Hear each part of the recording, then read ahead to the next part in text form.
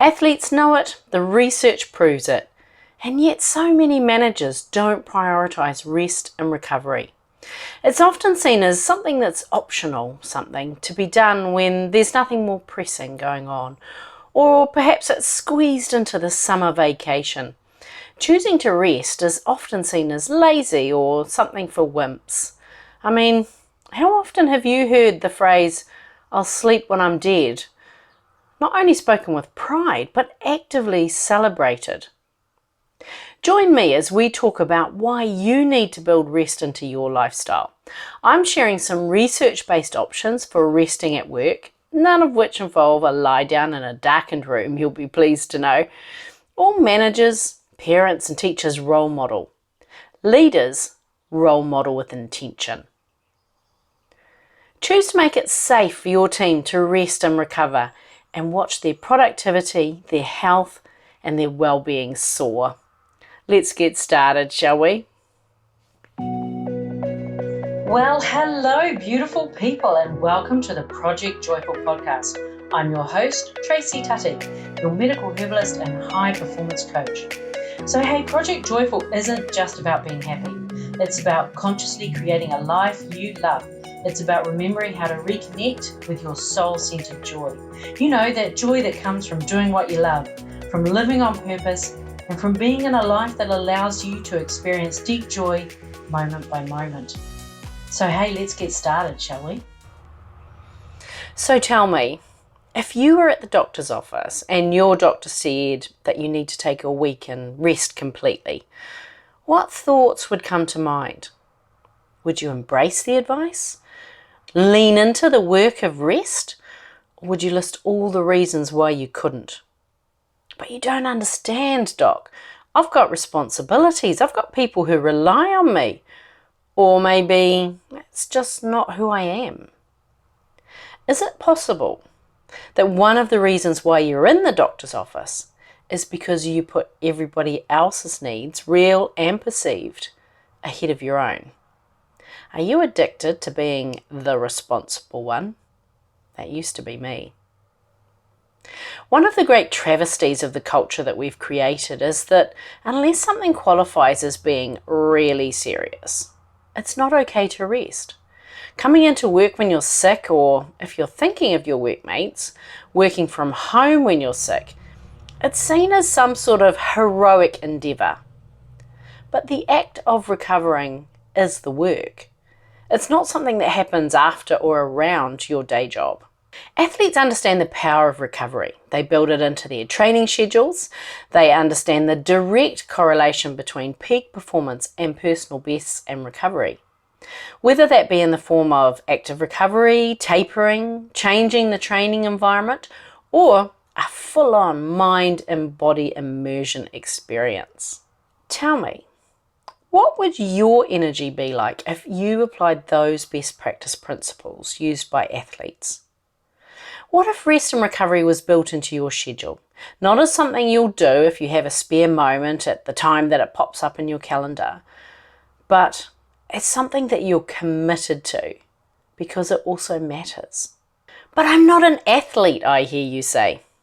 Well, here's the thing. Managing your team is the equivalent of an Olympic sport. Great managers have enough gas in the tank to be present, to have the courageous conversations, and to practice leadership in the moment. They show up and they perform to the best of their ability, even when they don't feel like it and there are other things going on. So are you sounding a bit more like a professional athlete? So what is it that makes it not okay to rest and recover? Why do we call ourselves lazy when we do show up for ourselves?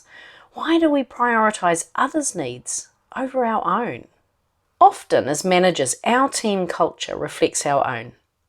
So how often do you have the rest and recovery conversation with your team?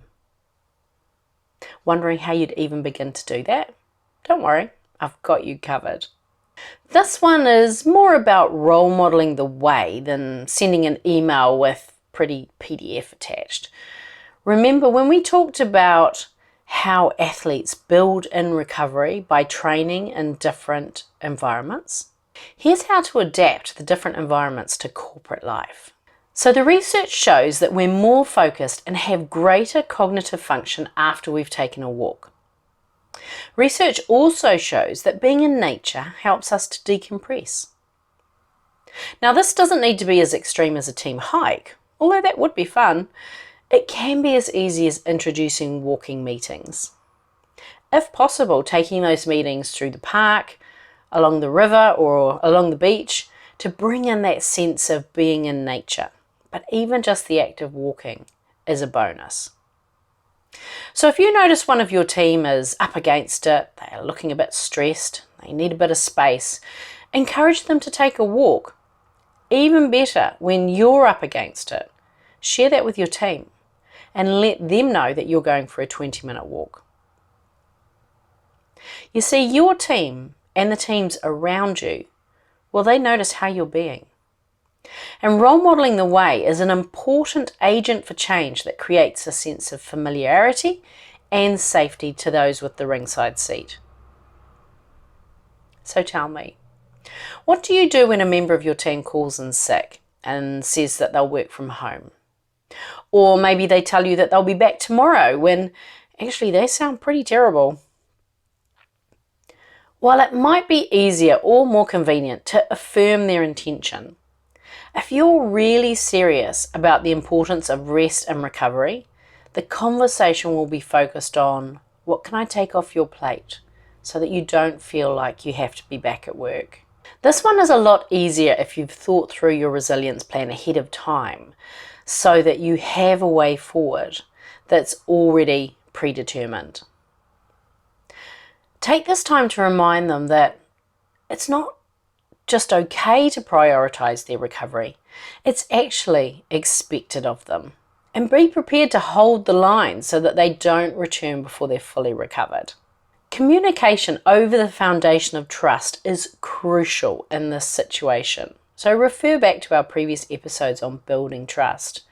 Creating anxiety because they don't understand why you don't want them back at work just yet, or they don't believe you when you explain why they need a couple more days at home. It lowers immunity and it affects our health and well-being. So just as we're reminded to put our own oxygen mask on first in the event of an emergency, affirming to your team that rest and recovery matters, well, it starts with you. Prioritise your rest and recovery. Talk about it. Start the working week with what you and each member of your team did on the weekend to rest, recover and energise. Managers role model. Leaders role model with intention. Giving yourself and by extension your team permission to prioritise rest, well, this is the greatest gift for their health and for yours. Sending you lots of love. Bye for now. Hey, thanks for listening to today's podcast. Can I ask you a favour? If our conversation spoke to you today, could you please take a moment to leave a 5-star review? Your review will help people discover this podcast, and together we can create a world where there's even more love and more laughter.